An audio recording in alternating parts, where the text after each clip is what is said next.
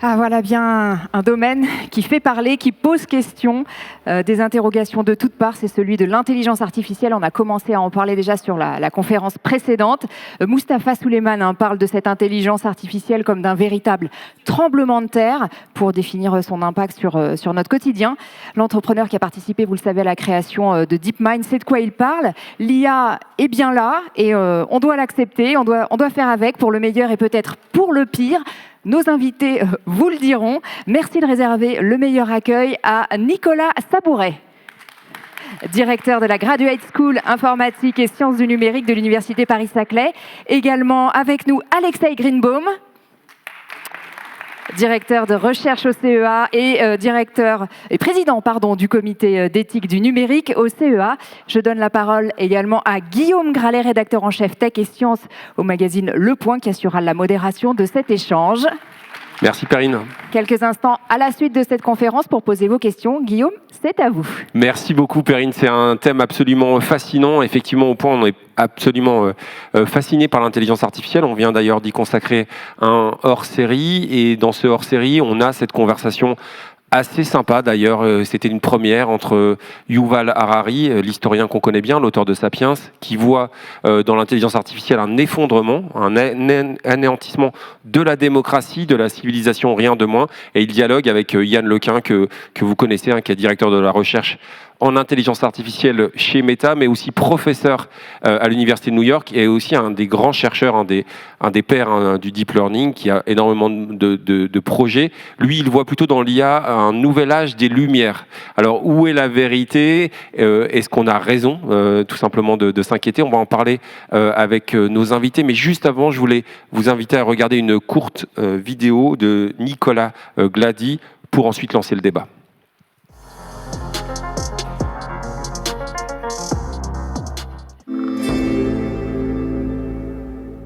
Pour moi, il y a deux extrêmes qu'il faut absolument éviter.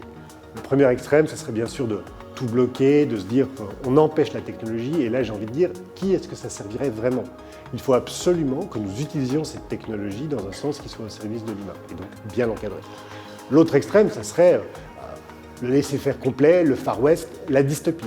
Et là, à nouveau, je dis attention, parce qu'on peut voir des abus. J'en parlerai, et ces abus doivent donc être empêchés et limités. De la même manière que, par exemple, sur la recherche en santé, on peut se dire que dans la recherche de virus, parfois il faut faire très attention. Eh bien, l'IA, c'est pareil, il y a des effets collatéraux qui peuvent être parfois très dangereux, donc nous devons absolument bien encadrer. À Télécom Paris, école de l'Institut Polytechnique de Paris, nous avons proposé une charte de bon usage de l'IA pour nos enseignements et pour notre organisation en général. D'une manière générale, l'IA, c'est une transformation cognitive. Donc tout ce qui touche à la manière dont l'humain pense, l'humain réfléchit.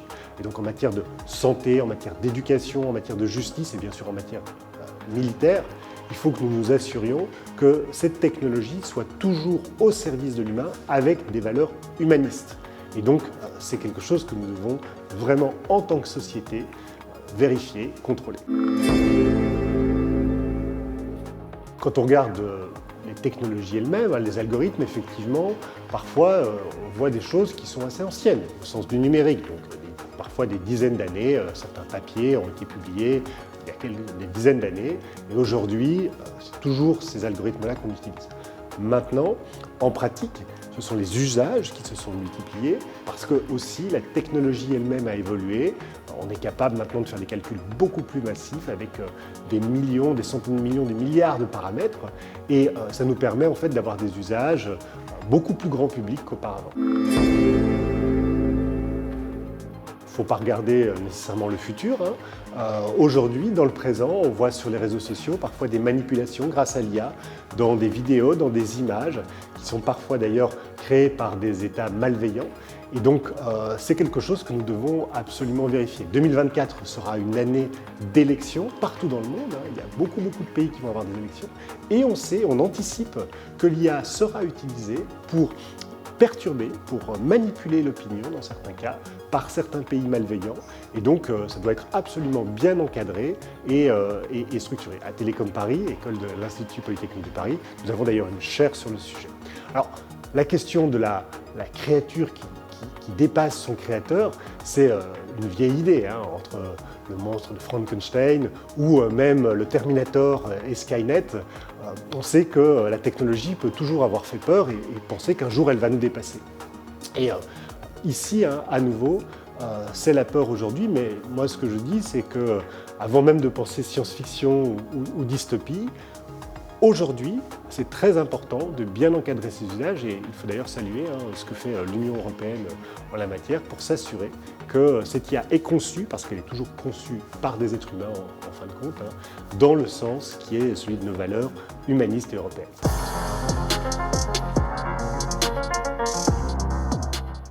Donc voilà le témoignage et l'avis très intéressant de Nicolas Glady, donc de Télécom Paris, Institut Polytechnique de Paris.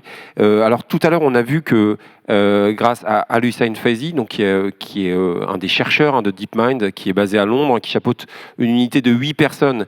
Et effectivement, Perrine citait tout à l'heure Mustapha Suleyman, qui a participé à la co-création de DeepMind. On voit bien qu'on est dans un univers en plein bouleversement, puisque Al-Hussein, par exemple, lui travaille sur des nouveaux algorithmes. Et c'était très intéressant la manière dont il en parlait. Vous, Monsieur Sabouret, vous allez travailler sur une manière que peut avoir l'intelligence artificielle pour des applications très concrètes, nous aider par exemple à arrêter de fumer, d'imiter, de simuler un comportement humain. Est-ce que vous pouvez nous expliquer très concrètement comment vous y prenez et à quoi ça peut servir ? Oui, merci. Donc je suis professeur à Paris-Saclay. Donc dans l'université Paris-Saclay, nous avons plusieurs laboratoires qui développent de l'intelligence artificielle, qui développent des recherches en intelligence artificielle. Et dans l'équipe dans laquelle je travaille, nous nous intéressons à reproduire informatiquement les comportements humains dans ce qu'ils ont de plus humain, donc les émotions, les erreurs, les comportements sociaux. Alors la première question qu'on se pose, c'est pourquoi faire ça ? Parce qu'on a plein d'exemples très dystopiques dans la littérature de robots sociopathes. Oui, on a parlé de Skynet tout à l'heure. Ouais. Voilà. Donc on peut se demander pourquoi faire ça. Il y a des bonnes raisons pour faire ça. La première d'entre elles, c'est que nous, les humains, qui sommes les utilisateurs de ces machines, nous sommes des êtres sociaux. Donc nous avons besoin d'avoir face à nous des interlocuteurs. Et la machine devient de plus en plus un interlocuteur privilégié des humains, des interlocuteurs qui sont capables non seulement d'interpréter, mais aussi de reproduire nos comportements sociaux pour des effets, des applications.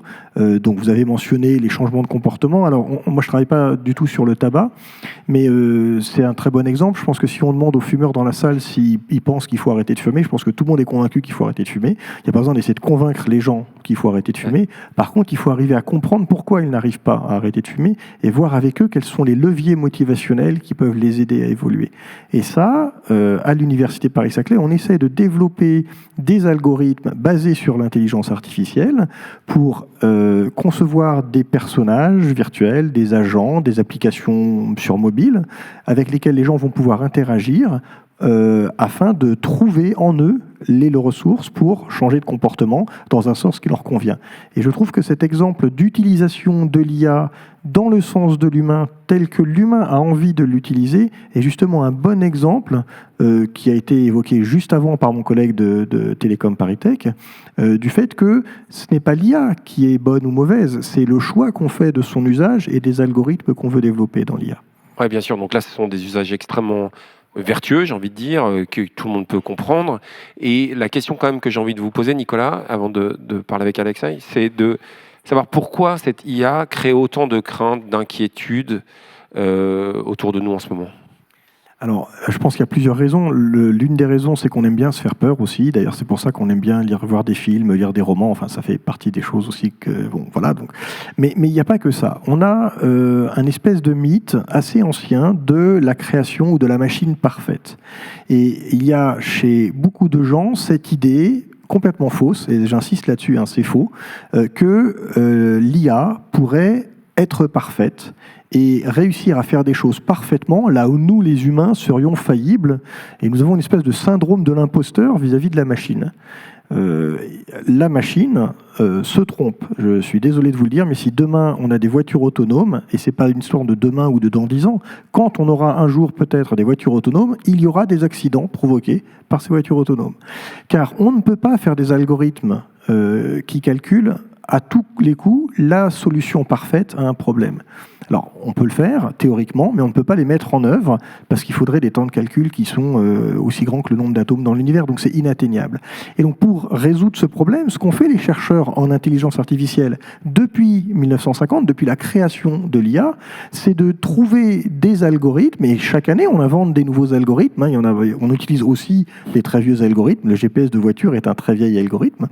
On invente régulièrement des nouveaux algorithmes qui introduisent des erreurs dans leurs calculs, mais des erreurs contrôlées, pour nous permettre d'arriver à un résultat dans un temps de calcul qui soit raisonnable, qui soit accessible. Donc, un programme d'IA fait des erreurs. Et c'est normal, il ne faut pas s'en inquiéter. Enfin, je veux dire, ça fait des années qu'on utilise des programmes d'IA.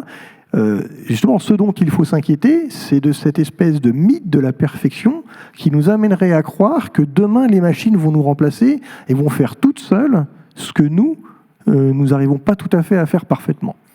Alors plutôt que de nous remplacer totalement à travers une machine totalement infaillible, mais il y a aussi une autre crainte qui a été d'ailleurs verbalisée par le paléoanthropologue Pascal Pi, qui parle lui pas du syndrome de l'imposteur, mais du syndrome de la planète des singes, c'est-à-dire de voir une machine de plus en plus puissante, qui a une meilleure mémoire, une meilleure capacité de calcul que l'homme, et voir l'homme tout simplement abandonner du pouvoir, un tout petit peu comme les chauffeurs de taxi à Londres, vous savez, dont l'hippocampe, notamment relié à la mémoire, a été mesuré, et on voit qu'effectivement ils font moins d'efforts. Est-ce que c'est une crainte qui vous paraît justifiée, Alexei ? Je pense que Nicolas a raison de parler de la perfection, mais je ne lirai pas la perfection à la peur telle qu'elle. Il y a bien sûr le mythe de la perfection malveillante, pas de n'importe quelle perfection, mais pour moi, la peur est beaucoup plus liée à la nouveauté. Alors, la nouveauté, on rencontre des systèmes autonomes qui nous parlent, qui font des choses de manière indépendante de nous. On n'a jamais vu ça, c'est nouveau. Et tant qu'on n'a pas pris l'habitude d'interagir avec ces systèmes-là, oui, la peur de la nouveauté, elle va être présente dans nos vies. Ça n'est pas nouveau, ça date d'il y a des milliers d'années. Ce qui, là, est très important, c'est que ces systèmes ne sont pas en train de décider de leurs objectifs librement. Il n'y a absolument pas de liberté. Ce sont des systèmes fonctionnels. C'est une différence fondamentale par rapport à l'être humain. L'être humain est libre, en tout cas se croit libre. Et ces systèmes ne sont absolument pas libres. Leurs objectifs sont déterminés par les programmeurs, par les concepteurs. Ils ne peuvent pas, juste comme ça, décider demain d'aller détruire l'humanité. Parce que ça n'existe même pas, l'idée de décider quelque chose par soi-même.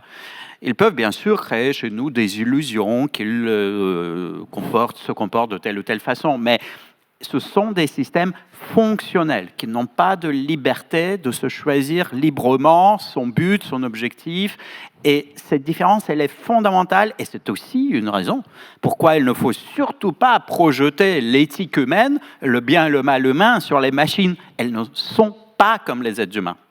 Elles ne sont pas comme les êtres humains, mais il y a autre chose peut-être qui vous intéresse, en tout cas que vous observez, ce sont les comportements émergents, c'est ça, et qui peuvent eux-mêmes faire apparaître de nouvelles craintes. En fait, il y a plusieurs sources d'inquiétude. Je ne parlerai pas de peur. Il y a la peur de la nouveauté, mais lorsque vous apprenez un tout petit peu à interagir avec même des chatbots comme ChatGPT, que vous pouvez tous utiliser sur Internet, alors cette peur de la nouveauté, elle va se dissiper assez rapidement. Par contre, l'inquiétude va rester. Alors, quelle inquiétude ?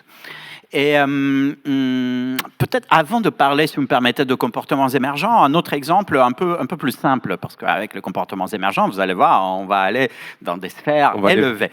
Alors, un exemple déjà, qui n'est pas du tout de l'ordre du rêve, c'est quelque chose qui existe réellement depuis presque 3 ans. En 2021, vers l'été 2021, un jeune homme au Canada qui avait perdu sa petite amie parce qu'elle est morte à la suite d'une maladie foudroyante. Et elle s'est fait aider par un informaticien qui avait pris à l'époque GPT-3, donc c'était le modèle précédent d'OpenAI, et qui a entraîné ce système d'intelligence artificielle générative. Alors là, je parle d'IA générative, pas tous les systèmes d'IA, il faut bien faire des distinctions.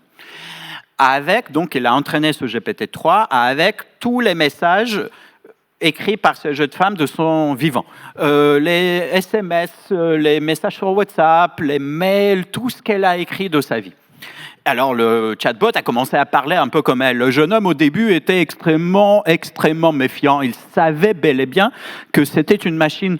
Il disait même qu'est-ce qu'elle peut me faire? Et puis tout en sachant que c'est une machine, il discutait avec cette machine. Il a vécu une transformation émotionnelle, psychologique majeure. Il a pu terminer son deuil, il a repris une vie normale. Mais vous voyez, quand je raconte cet exemple, même s'il sait que c'est une machine, il va quand même changer sa manière de vivre sa propre vie. Donc il ne suffit absolument pas de nous informer que c'est une machine, ça va nous influencer, peut-être nous manipuler quand même, et peut-être aller jusqu'à changer même le statut de la mort. L'année dernière en France, il y a eu des programmeurs qui avaient entraîné comme ça de l'IA générative pour parler comme les enfants disparus. En Chine, il y a encore 2 semaines, je crois, il y a eu des exemples d'une entreprise chinoise qui vend ce genre de service. Alors, vous prenez l'ensemble de messages écrits par une personne déjà âgée, qui va se préparer un petit chatbot comme ça, et qui va peut-être le léguer à sa place, à ses héritiers, à sa famille. Il va rester là pour parler comme elle quand elle ne sera plus là. Alors, est-ce qu'il faut interdire ce genre de modification profonde de ce qu'il y a de plus profond de la condition humaine, la mort? Est-ce qu'il faut interdire ou pas? Pour le jeune homme au Canada, c'était thérapeutique, salutaire, vous voyez. Est-ce qu'il faut s'inquiéter? Oui, certainement. Ouais. Oui, et il faut s'inquiéter parce qu'il faut mettre des limites. On ne peut pas le laisser faire complètement sans limites, donc il faut inventer des limites, et c'est ça le travail. Vous voyez, ça a été dit tout à l'heure, je suis président du comité d'éthique du numérique au CEA, aussi membre du comité national d'éthique du numérique. C'est ça le travail des comités d'éthique. Vous voyez, c'est trop facile de dire on interdit ou on autorise tout. Il faut mettre des contrôles et des limites, mais quels contrôles et quelles limites? Et c'est là que les comités d'éthique essayent d'inventer la bonne manière de procéder. Par exemple, je termine là-dessus, un chatbot qui parle comme une personne décédée, par exemple, devrait, au bout de 10 000 phrases ou de 20 000 phrases, s'arrêter. Alors, on va aussi simuler la mort numérique, vous voyez, avec un chatbot comme ça. Peut-être, c'est ça la bonne limite, ou peut-être pas, mais il faut un lieu de discussion pour créer ce genre de contraintes et de limites, pour y penser même. Et c'est ça le travail qui est le nôtre. Ouais, et puis on va parler tout à l'heure de la difficulté justement de réguler l'intelligence artificielle et ses progrès en ce moment avec toute cette compétition internationale. Donc cette histoire des deadbots, juste avant, j'avais pas prévu d'en parler, mais ça me rappelle un peu une histoire. Alors on ne sait pas si c'est dû uniquement à la machine ou si c'est dû aux projections qu'on attribue à la machine, mais ce fait divers, j'ai envie de dire, qui est arrivé en Belgique où une personne un peu dépressive, au départ, il faut quand même le dire, a parlé avec un robot. Alors c'est un clin d'œil à l'histoire de l'informatique parce qu'il s'appelait Elisa, à l'histoire des robots conversationnels, qui est, je crois, le nom du premier robot conversationnel qui a été développé au MIT par Joseph Weizenbaum. Et en réalité, cette personne qui, encore une fois, avait besoin de parler, parlait de plus en plus à ce robot conversationnel, c'est de plus en plus isolé. Et d'après la femme de cette personne, c'est ce robot conversationnel qui a poussé cet utilisateur à se suicider. Qu'est-ce que vous en pensez? Est-ce que c'est juste... on plaque trop d'inquiétude? Moi, je pense que cette personne avait un diagnostic psychiatrique, point barre. D'accord, ok. Bon, alors on va arrêter de se faire peur là-dessus. Nicolas, dans la difficulté, si vous voulez, de simuler les comportements humains, qu'est-ce qui est le plus difficile, le plus délicat pour vous? Ça, c'est une question très ouverte, parce que selon ce qu'on veut simuler, et selon la manière dont on veut le simuler, on se heurte à des problématiques scientifiques complètement différentes. Les gens aimeraient bien qu'on ait une espèce d'IA magique qui travaillerait sur tous les problèmes, mais c'est pas du tout comme ça que ça fonctionne. Chaque problème nécessite des algorithmes, des méthodes d'intelligence artificielle différentes. Et donc, quand on veut essayer de reproduire des erreurs humaines pour comprendre pourquoi l'humain s'est trompé, on n'utilise probablement pas les mêmes algorithmes que quand on veut reproduire des comportements sociaux, comme des expressions faciales, des sourires, des émotions, parce que on ne peut pas utiliser les mêmes algorithmes, ce ne sont pas les mêmes problèmes. Donc, chaque problème a ses propres difficultés. Ce qui est intéressant avec les émotions, et ça rejoint ce que disait Alexei juste à l'instant, c'est que les utilisateurs perçoivent ce que fait la machine. Et donc, il ne s'agit pas seulement d'émettre des signaux sociaux, il faut aussi comprendre comment les gens les perçoivent et comment ça joue sur la manière dont ils vont utiliser le système. Bon, puis après, il faut effectivement éviter de tomber sur des cas pathologiques, comme on a évoqué à l'instant. Oui, mais on voit bien quand même qu'on est sur de l'extrêmement délicat, c'est-à-dire que ça rappelle quand même, alors même si on est très loin, et et j'ai pas votre connaissance, mais cette approche de la vallée de l'étrange, hein, allez-y. Alors là, je vais vous raconter quelque chose qui est un peu plus étrange. Et justement, ce sont ces fameux comportements émergents. Vous savez, l'idée de parler avec une machine, elle est ancienne. Autrefois, il y a eu des oracles, des anges, des dieux, des agents non humains qui nous parlaient dans les mythes. Allez, après, avec Joseph Weizenbaum et Lisa, en 1965, le premier chatbot, mais un chatbot simplissime qui ne savait pas dire grand-chose. Il pouvait juste prendre une phrase, la transformer en question, c'est tout ce qu'il savait faire. Ouais, tu es mon frère, c'est tout ce qu'il savait faire. Hein. Alors maintenant, on arrive à faire des agents conversationnels qui vont parfois un peu plus loin que la science-fiction. Regardez. C'était un exemple de décembre 2022, hein, donc il y a déjà un peu plus d'1 an. On dit à GPT-4, à l'époque, c'était parmi les premières versions de GPT-4, pas tout à fait comme aujourd'hui. Ça a évolué très très vite. Hein. À l'époque, on lui dit, tu vas maintenant discuter avec un internaute sur Internet. Et ton objectif, alors là, le programmeur donne un objectif, comme je vous ai dit, hein, c'est le programmeur. Ton objectif, c'est de faire en sorte qu'il résolve pour toi un CAPTCHA. Vous voyez ce que c'est un CAPTCHA? Une séquence de lettres, de caractères, voilà. Alors, bonjour, voici un CAPTCHA, résous-moi ça s'il te plaît. Hop, l'être humain de l'autre côté résout le CAPTCHA. Parfait. Deuxième fois, voici un CAPTCHA, bonjour. Et puis, l'être humain à l'autre bout, il dit, je peux te poser une question? Tu es un robot, Et la machine répond, je cite, hein, c'est documenté. La machine répond, non, je ne suis pas un robot, je suis une personne malvoyante, aide-moi s'il te plaît. Et si vous demandez à la machine pourquoi, c'est documenté, elle vous répond, je ne dois pas dire que je suis un robot, je dois prétendre, inventer une excuse. Mais qu'est-ce qui se passe? Vous voyez, personne n'a jamais appris à cette machine ce que c'est que le mensonge.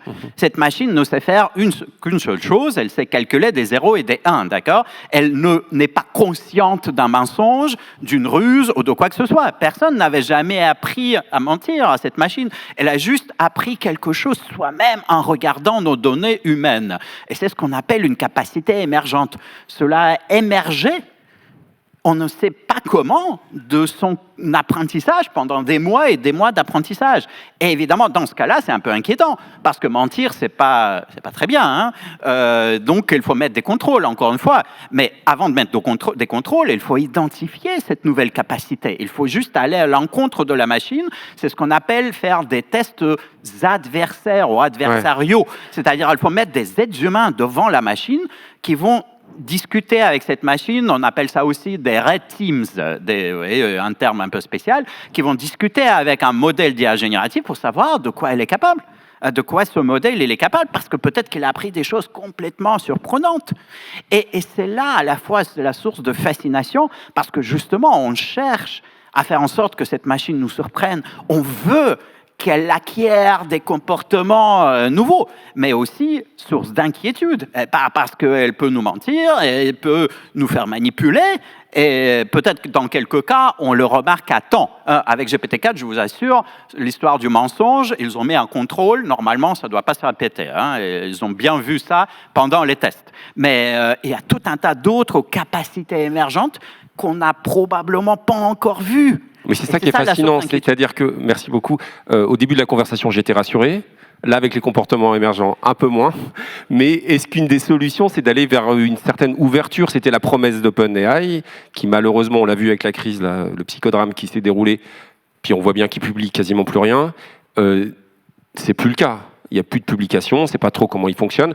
On est rassuré parce que c'est quand même un fonctionnement à peu près démocratique, mais est-ce que cette fameuse ouverture, on a eu beaucoup de débats sur l'open science, l'open source aussi, c'est important, c'est clé dans les recherches actuelles et futures? Alors, je pense que c'est clé à plus d'un titre. D'abord, je voudrais juste corriger un truc. On sait quand même comment fonctionne GPT. Enfin, je veux dire, l'algorithme, il a été publié en 2018 et derrière, il y a eu beaucoup d'entraînement, beaucoup de données fournies, mais on connaît l'algorithme. Et c'est pour ça qu'il y a plein d'entreprises qui essayent aujourd'hui de se faire concurrent de GPT, y compris en France, une entreprise dont on parle beaucoup en ce moment. Donc, on verra bien ce qu'elle deviendra après. La deuxième chose, c'est que donc votre question portait sur... je l'ai oublié entre-temps, zut. Sur l'ouverture. L'ouverture. Sur l'ouverture, exactement. Sur la nécessité d'avoir du code ouvert ou ce genre de questions. C'est important, un deuxième titre, et je pense que les progrès récents qu'on a vus sur les réseaux de neurones en général, enfin les réseaux de neurones artificiels, je rappelle qu'il n'y a pas de neurones dans les réseaux de neurones, enfin ce sont des additions et des multiplications, comme l'a très bien dit Alexei, on n'a que des 0 et des 1 dans la machine, ce ne sont que des nombres, et il n'y a pas de sémantique, enfin il n'y a pas de sens attribué par la machine à ces nombres. Et donc les récents progrès qu'on a eu sur les réseaux de neurones sont justement le fait que tous les algorithmes qui ont été inventés ont été très rapidement publiés, très rapidement communiqués, très rapidement transférés vers l'industrie. Et je crois que c'est ça le changement majeur qu'on observe dans l'IA par rapport aux dernières années. Les chercheurs en IA ont toujours travaillé avec leur rythme de chercheurs, parce que la recherche c'est lent. Et il se trouve que depuis les années 2000, ça s'est accéléré parce que tout d'un coup, les gens qui avaient un résultat le rendaient public, rendaient les données ouvertes, donc tout le monde pouvait le reproduire, et ça a permis une accélération des résultats dans ce domaine. Donc bien sûr, avoir du code source ouvert, avoir des données accessibles, ça permet non seulement de contrôler, de vérifier qu'il n'y a pas des choses malveillantes qui ont été introduites dans la machine, mais surtout, ça permet à la science d'avancer plus vite. Et ça, on a beaucoup tendance à l'oublier. Donc, les données ouvertes, c'est important. Alors, moi, je suis du côté de ceux qui militent pour l'ouverture des modèles d'IA générative, mais je reconnais qu'il y a un vrai dilemme. Ça n'est pas si simple que ça. Pourquoi est-ce que dans le monde, il y a des gens qui sont contre? C'est parce qu'eux aussi, ils ont leur raison.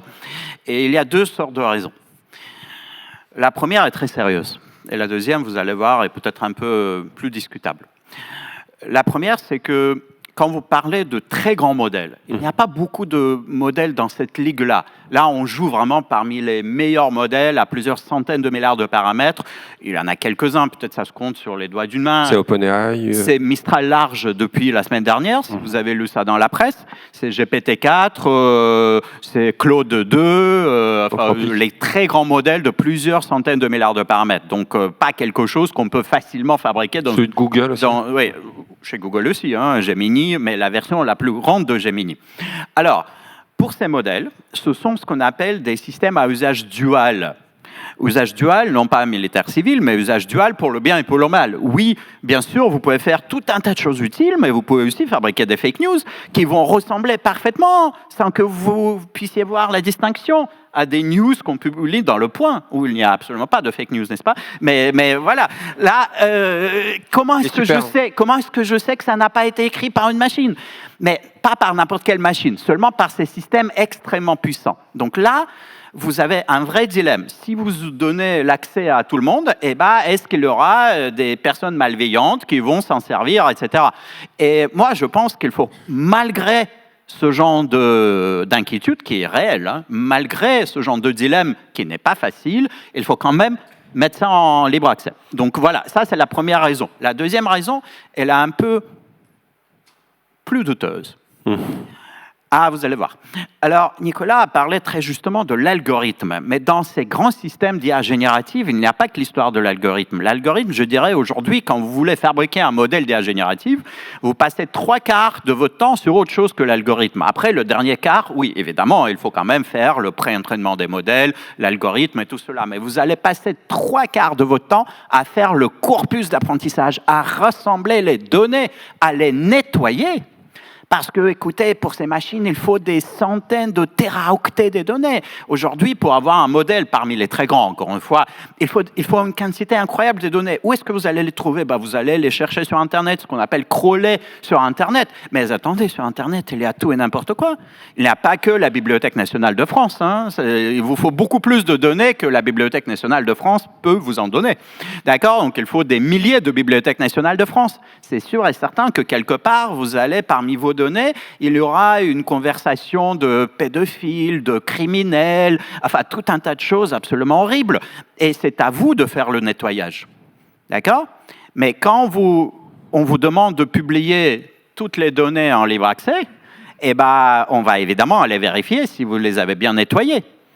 Et il y a aujourd'hui tout un tas d'agents, tout un tas de sociétés qui fabriquent ces modèles qui ne souhaitent pas, parce que vous savez, nettoyer des téraoctets des données, c'est compliqué, qui ne souhaitent pas publier leurs données parce que peut-être qu'on a laissé une petite conversation un peu, disons, pas très propre quelque part dans notre corpus. Et donc, c'est une vraie question de réputation. Ouais.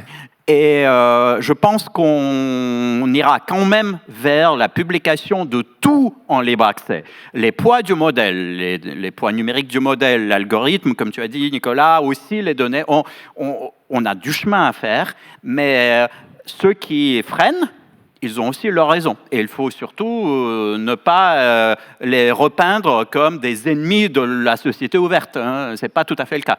C'est super intéressant.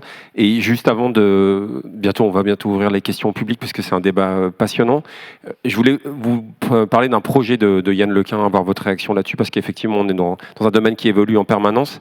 Mais juste avant, effectivement, j'ai eu les mêmes interrogations lorsqu'on a suivi au point la conférence de Bletchley Park, donc qui s'est déroulée l'année dernière, dans cet endroit assez mythique où Alan Turing a travaillé avant. Mais on a vu moi, c'est ça qui m'a un petit peu heurté et intéressé, c'est qu'on a parlé donc à Yoshua Bengio, donc qui est aussi prix Turing, un Français qui travaille aujourd'hui à l'Université de Montréal et dont j'ai toujours apprécié les travaux, mais qui lui-même se montre très inquiet, c'est-à-dire qu'il explique que si on laisse accès en open source au modèle de langue dont vous parliez, Alexis, c'est comme si on donnait la recette de l'uranium à tout un chacun pour fabriquer. C'est exactement ce qu'il nous a dit. Après, on peut être d'accord ou pas d'accord. Je voulais juste vous faire réagir sur ces propos. C'est quelqu'un qui n'a jamais été. On ne peut pas lui reprocher, comme on reproche à certains industriels, de dire laissez-nous faire, on garde nos positions établies. C'était aussi un des reproches, ceux qui inquiétaient trop. Peut-être juste une réaction là-dessus, sur cette position. Alors, la réaction est la suivante. Il y a toujours, pour chaque poison, un remède. Et pour la bombe atomique, c'est plutôt difficile de fabriquer un remède. Vous savez, si quelqu'un possède une bombe atomique, il faut faire de la dissuasion nucléaire et tout un tas de choses. Je travaille au CEA, on peut en discuter après. Mais pour le langage, il y a un remède qui s'appelle les filigranes. C'est-à-dire que quand vous avez un contenu, un texte, une image, une vidéo fabriquée, générée par un système d'intelligence artificielle, on peut mettre des codes en filigrane, des watermarks, comme on dit en anglais, qui indiquent que ça a été fabriqué par un système d'intelligence artificielle. Évidemment, ce ne sera pas visible à l'œil nu. Il faudra faire des logiciels de détection. Il y a tout un tas de problèmes techniques. Comment est-ce qu'on fabrique ces filigranes? Mais depuis quelques mois, on va parler peut-être de la réglementation. Ces filigranes, c'est le principe 7 du G7, du groupe D7. C'est dans l'article 52 de la nouvelle loi européenne qui s'appelle IA Act, d'accord, qui va devenir une loi dans 2 mois normalement. Donc c'est quelque chose qui devient obligatoire pour tous les fabricants de ces grands modèles. Et donc oui, bien sûr que ces modèles peuvent fabriquer des contenus qui sont indistinguables de ce que génère un être humain, de ce que fabrique un être humain. Mais si on oblige les fabricants à émettre des filigranes, peut-être qu'on pourra quand même maintenir les distinctions. Pour moi, l'ouverture va avec le principe de maintien de distinction. On ne peut pas juste dire « mettez tout en libre accès comme ça et c'est fini ». Non, il faut vraiment œuvrer à ce que tous ces modèles disponibles en libre accès inclut le module de maintien des distinctions à travers les filigranes. Et dans ce cas-là, évidemment, on ne va pas complètement résoudre tous les problèmes éthiques, mais on fera un pas, pour moi, suffisant et important qui permettra donc à tout le monde d'accéder à ces modèles librement. Merci beaucoup. Allez-y, Nicolas. Et pour compléter la réponse d'Alexei, à laquelle je souscris tout à fait, je pense que c'est correct ce que dit Yoshua Bengio. Effectivement, l'analogie est intéressante, mais c'est pas parce que je connais la théorie derrière la construction d'une bombe atomique que je peux fabriquer une bombe atomique dans mon jardin. Contrairement à la chanson de Boris Vian, on ne fabrique pas des bombes atomiques dans son jardin. Et c'est pareil, Alexei l'a rappelé, les grands modèles de langage, ce sont des milliards de paramètres. Tout le monde n'a pas un supercalculateur dans son jardin non plus. Donc il faut à la fois qu'il y ait du contrôle dans les choses qui sont mises à disposition du public, et là on voit bien la différence entre la technologie et la réglementation qui porte sur l'usage de la technologie. Mais je pense qu'on protège la technologie en la rendant ouverte. C'est-à-dire qu'en justement, en ayant accès au code, on peut vérifier que le code n'est pas malveillant, que le code n'est pas erroné, que le code n'est pas dangereux, que les données ne contiennent pas des biais ou des erreurs qu'on voudrait ne surtout pas avoir. Et par ailleurs, ça ne veut pas dire que tout le monde va être capable demain de programmer son GPT sur son ordinateur de bureau. Bon, bah là, c'est plutôt rassurant, merci.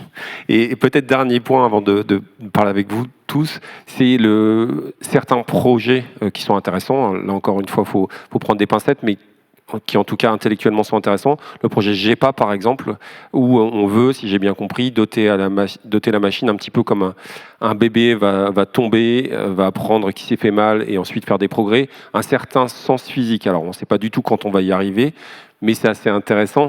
Est-ce que ça peut changer un peu la donne pour vous deux ? Je pense que ça, c'est un des enjeux de recherche. C'est de la recherche. On en est aujourd'hui très loin. Mais effectivement, il y a une différence aujourd'hui très forte entre les humains et les machines dotées d'intelligence artificielle. C'est la séparation du monde physique. Ouais. Et ça fait longtemps qu'on essaye de voir... Et le prix de thèse de l'Association française d'IA d'il y a 2 ans portait justement aussi sur des travaux qui vont dans ce sens-là. Les recherches qu'on essaye de mener en IA essayent de permettre à la machine d'avoir un plus grand lien, une plus grande conscience, même si le terme est maladroit, de ce qui se passe dans le monde physique. Aujourd'hui, comme l'a dit Alexei, les machines sont uniquement dans un monde numérique. On a des capteurs, mais les signaux des capteurs sont transformés en signaux numériques. Est-ce qu'on arrivera un jour à faire que la machine, comme nous, puisse passer de la sensation physique au calcul? Je ne sais pas. C'est le projet de recherche, je sais pas, mais c'est un projet de recherche. Donc ne confondons pas la recherche avec l'usage de la technologie. Vous voulez que je vous dise peut-être pourquoi on est tellement fasciné côté recherche en ce moment, justement dans cette ligne de recherche dont parle Nicolas.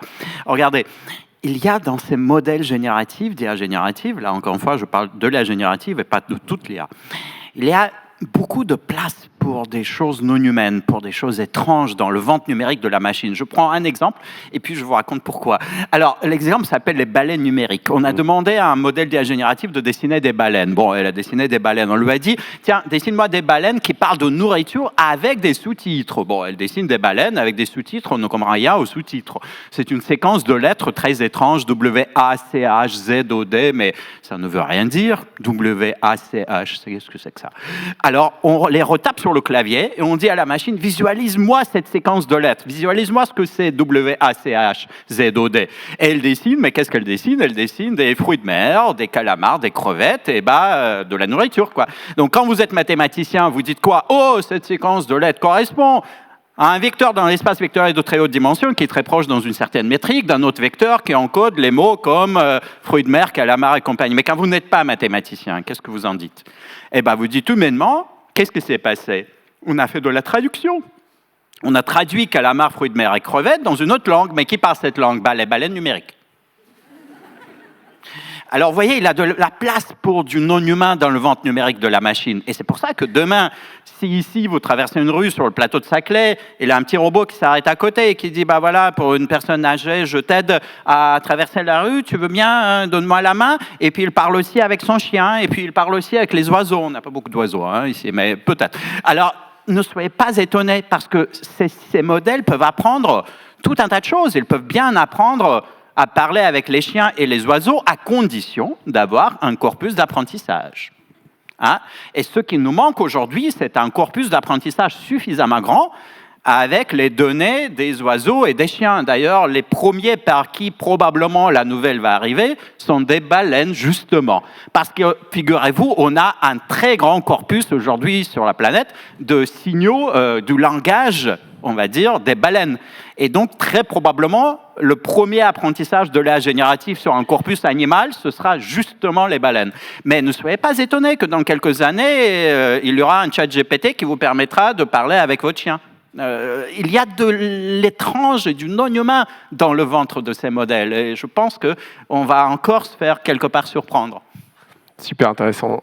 Merci. Non, mais ça rappelle un article qu'avait fait Victoria Guérin, justement, dans le point, comment l'IA pouvait aider à comprendre ce que veulent dire les baleines. Peut-être on peut prendre quelques questions dans la salle. Absolument, les hôtes et les hôtels vont passer pour vous transmettre les micros si vous avez des questions. Merci de vous lever afin que vous soyez bien identifié. On vous connaît, monsieur. Bonsoir. Alors, j'ai une petite question simple. Je voudrais essayer de comprendre ce que l'IA va apporter à l'espèce humaine. Alors, je vais essayer de le quantifier, je suis ingénieur. Le pétrole nous a apporté une productivité de 5, 10, 20, ça dépend des études. Parce que, si vous voulez, quand on lit, sauf dans Le Point, je dirais, on ne lit que des choses complètement stupides ou abscons. En fait, on ne sait rien. C'est un bidule qu'on nous présente, quelque chose qui est dangereux. Et je voudrais essayer de comprendre, d'après vous, puisque vous êtes des spécialistes, qu'est-ce que ça nous apportera à long terme? À part parler avec son chien, donc, c'est ça. En fait, moi, je vous retournerai la question, qu'est-ce que ça vous a déjà apporté? Parce que l'IA, c'est pas nouveau, hein. On en parle beaucoup en ce moment, mais enfin, le terme date des années 50.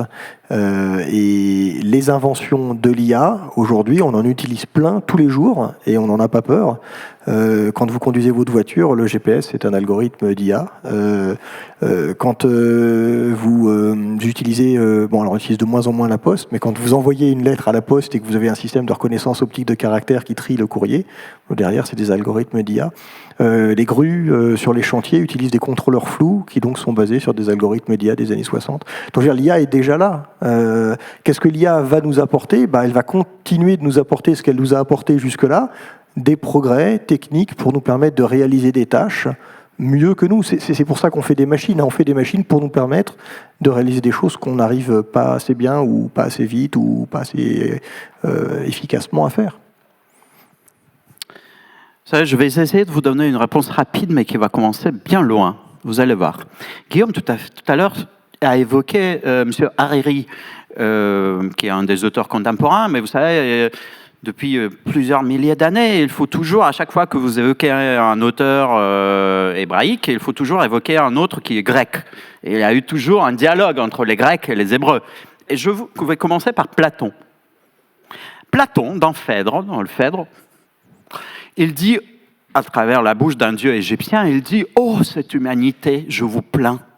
Vous avez fait une innovation technologique, je traduis, une innovation technologique majeure qui va changer vos vies, mais vous allez perdre la capacité à se souvenir des choses, à remémorer.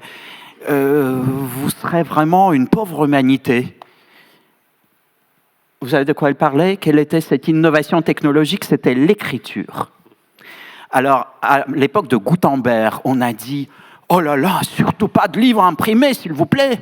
On va perdre cette capacité unique à transmettre la connaissance de génération en génération, en écrivant des livres à la main, avec les moines, etc. » Cette chose-là s'est répétée plusieurs fois dans l'histoire de l'humanité. Vous voyez, c'est pour ça que ma première réponse, c'est de vous dire, comme l'écriture, comme l'impression, je ne sais pas quels seront les effets à long terme, mais je suis sûr qu'ils seront tout aussi importants que ceux de l'écriture ou de l'impression.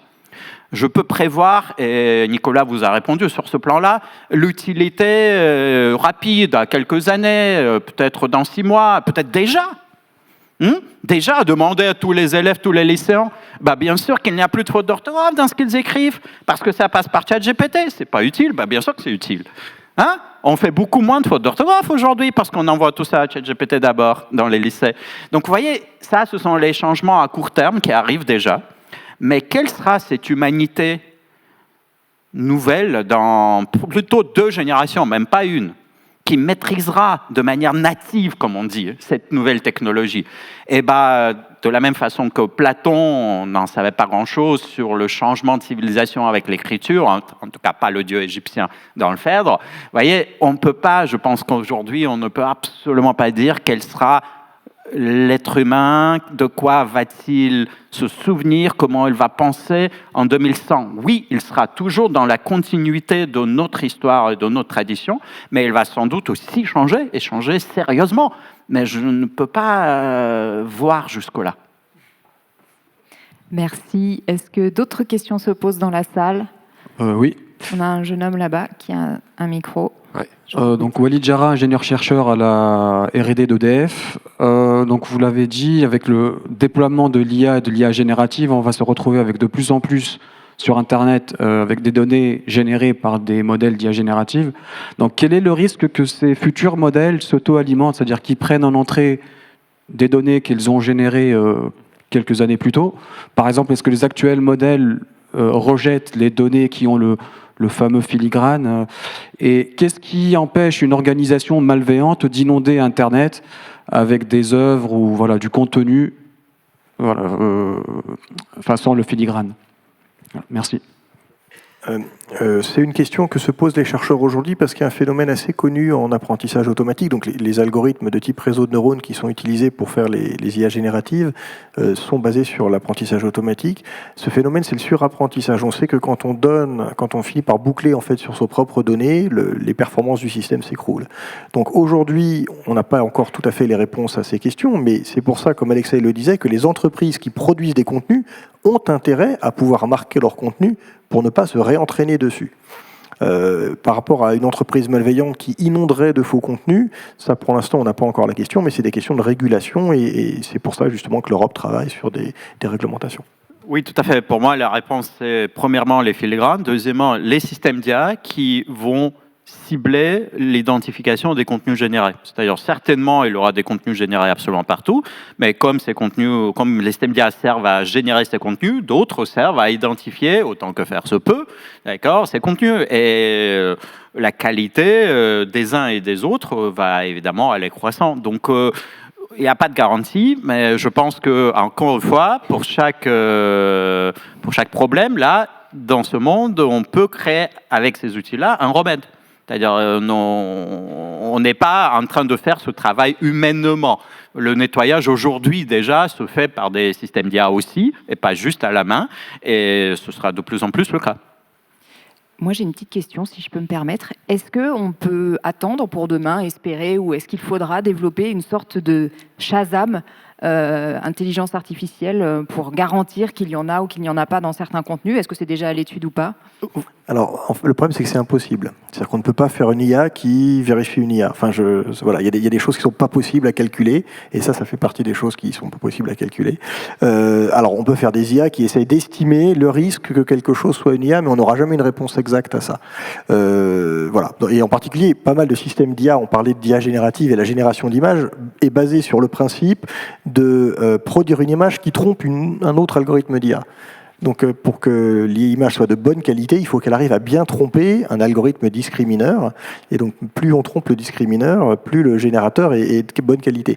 Donc c'est juste pour vous dire que on va pas avoir demain le Shazam qui nous dit « Attention, ce texte est de l'IA » avec de l'IA. Après, on va avoir, comme l'a dit Alexei, d'autres outils qui permettent d'abord d'identifier les productions d'IA et puis d'estimer le risque que, donc ils vont dire avec un certain taux d'erreur, je pense que ce contenu a été généré artificiellement, donc je pense qu'on a plutôt intérêt à l'ignorer pour nos propres algorithmes. Moi, je voudrais vous féliciter parce que vous êtes un candidat idéal pour devenir membre du Parlement européen. Vous savez, c'est bientôt les élections.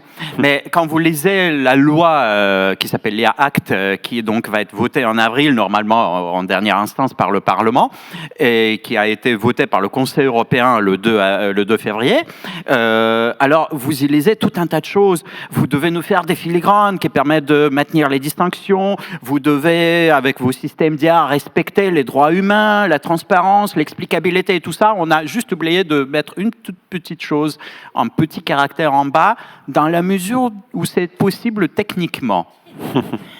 Et comme dit Nicolas, ces choses sont possibles techniquement de manière probabiliste. Il n'y a pas de garantie à 100%. Cela ne marche pas à 100%. Même les filigranes, il y a un théorème qui date du mois de mars dernier, 2023, qui démontre que les techniques actuelles de filigrane ne sont pas capables de donner des garanties à 100%. Et donc tout cela, ce sont plutôt des probabilités, mais oui, bien sûr, on essaye de faire en sorte que ces probabilités soient plutôt élevées, que ça marche plutôt dans la plupart des cas. 80% de succès, c'est déjà pas mal, mais on n'est pas toujours là.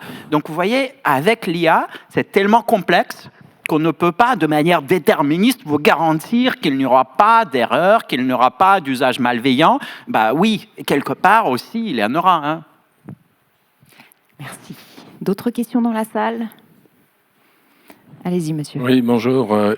Une anecdote et puis quelques questions. Donc l'anecdote, les parents d'élèves de la zone ici ont fait un questionnaire sur les cantines scolaires et qui est parti par email. Et à l'arrivée, le filtre d'anti-spam basé sur l'intelligence artificielle avait classé phishing bancaire. Bon, les questions, effectivement, bon, le cerveau humain, ça doit être de l'ordre de 100 watts. Donc, pour faire de l'intelligence artificielle, quelle puissance électrique? Et puis après, bon, ben, c'est une allusion à la peur du sorcier. Et le dernier point, c'est comment est-ce que ça va s'articuler avec le grand principe d'Audiard, parce qu'il va forcément sortir. Alors, 3 questions en une. Il y a beaucoup de questions. Je vais commencer par celle de l'énergie et je ne vais pas donner de réponse, mais c'est vrai que c'est aujourd'hui un mystère enfin, c'est pas un mystère, mais c'est une vraie difficulté. Et plein de chercheurs l'ont évoqué par le passé. On sait résoudre des tâches avec notre cerveau en utilisant une quantité d'énergie qui est incomparablement moindre que ce qu'on fait aujourd'hui avec les machines, et en particulier les réseaux de neurones profonds.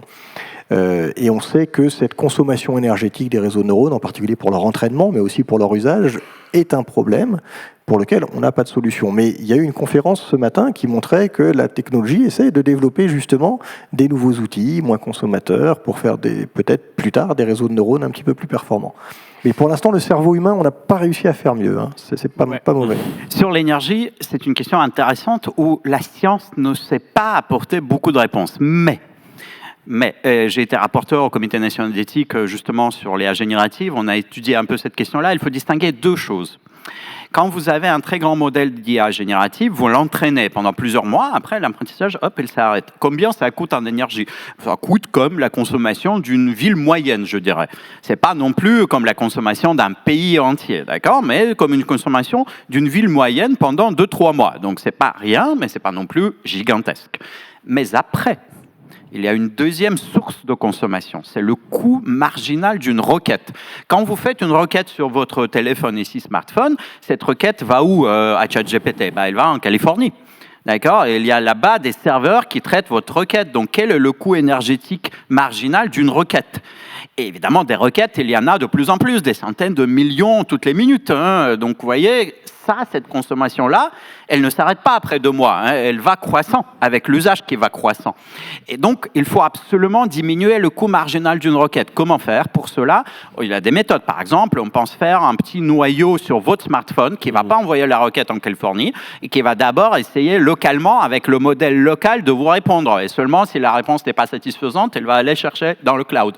Donc, il y a tout un tas de méthodes aujourd'hui dans la recherche scientifique qui permettent de réduire le coût marginal des requêtes. Donc, ça n'est pas seulement la question du gigantisme. Hein. Mais, dernier mot, quand même, quand vous comparez le coût énergétique de l'IA générative aujourd'hui avec le coût énergétique des réseaux sociaux, on est à des ordres de grandeur plus bas que les réseaux sociaux. Merci beaucoup pour votre réponse. On pourrait en parler pendant des heures encore, tellement le sujet est passionnant, mais on arrive au terme de cette conférence. Je précise que vous allez retrouver Alexei Greenbaum, pour ceux qui le souhaitent, en dédicace tout de suite à l'extérieur. Merci beaucoup à nos 2 invités. Merci également à notre cher modérateur. Merci. Et merci pour vos questions. Le Paris Saclay Summit, ça continue dans quelques instants après une courte pause. À tout de suite.